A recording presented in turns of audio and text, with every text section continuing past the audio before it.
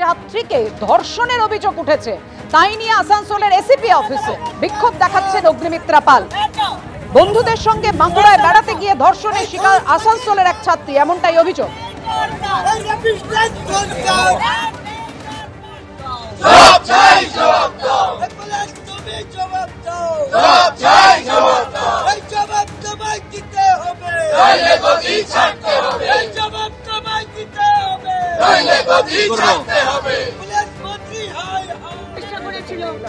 আজকে করে ভিকটিম যাতে বডিটা না পুড়িয়ে দেওয়া হয়, তাই তো আপনার এক্স সিপি বিনীত গোয়েল খুব চেষ্টা করেছিল, 6টার পরে যাতে পোস্টমর্টম হয়, খুব চেষ্টা করেছিল যাতে বডিটা পুড়িয়ে দেওয়া হয়। দুটো বডি দাঁড়িয়ে ছিল, তারপরেও চেষ্টা করেছিল যাতে বডিটা না পোড়ানো হয়, কিন্তু পোড়ানো হয়ে গেল।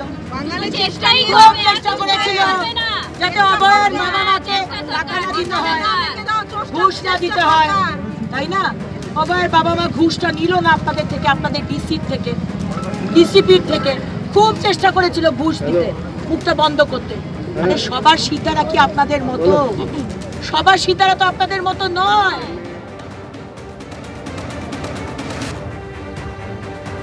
একেবারে সরাসরি এই মুহূর্তের ছবি আপনাদের সামনে রাখবো, কথা বলবো। আমাদের সঙ্গে রয়েছেন আমাদের প্রতিনিধি মনোজ বন্দ্যোপাধ্যায়। মনোজ,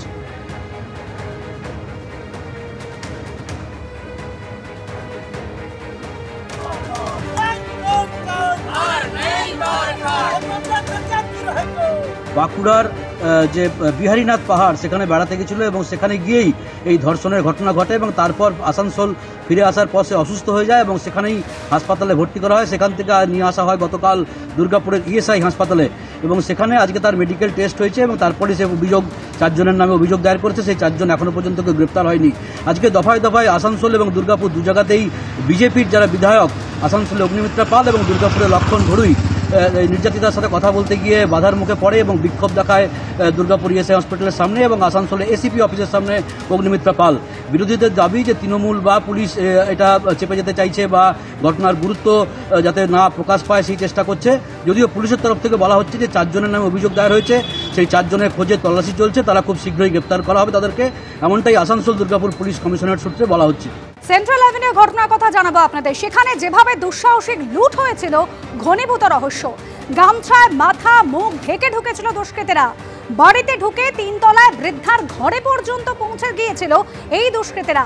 এমনই খবর পুলিশ সূত্রে। কোন ঘরে বৃদ্ধা থাকেন সেটা কি করে জানলো দুষ্কৃতীরা? নেপথ্যে তাহলে পরিচিত কেউ রয়েছে? সিসি ক্যামেরা ভেঙে লুটপাট চালানো হয়, পুলিশ সূত্রে এমনই খবর। আর গোটা ঘটনায় কি তাহলে পূর্ব পরিকল্পিত? নেপথ্যে পরিচিত কেউ রয়েছে? কেয়ারটেকারের বয়ান কিন্তু এই মুহূর্তে খতিয়ে দেখছে পুলিশ।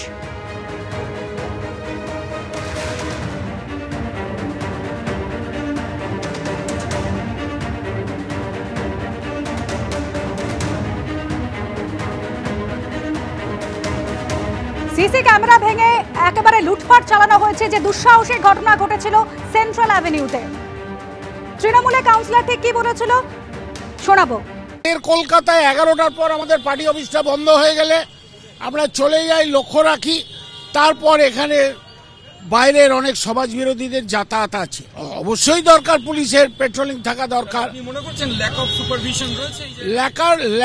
আমি ল্যাক কথাটা ব্যবহার করব না, কিন্তু সোজাসুজি কথা বলতে গেলে পুলিশের আরোটা তৎপর হওয়া উচিত। কারণ ইতিমধ্যেই এই রবীন্দ্রকানন পার্ক আমার ওফুটে, সেখানে অনেক বাইরের সমাজ বিরোধীরা একটা শেল্টার নেয়। এগুলো সব 12টা 1টার পর। এ ব্যাপারে আমি বরতলা থানাকে চিঠি দিয়েছি এবং ডিসি নর্থকেও আমি বলেছি, চিঠি দিয়ে জানিয়েছি। পুলিশের আরো একটু তৎপরতা বাড়ানো দরকার আছে। আর বরতলা নিয়ে যত কম কথা বলা যায় ততই ভালো। না, সেরকম ব্যাপার বলছি কি, আমি ওদের উপস্থিতিটা সর্বত্র পাই।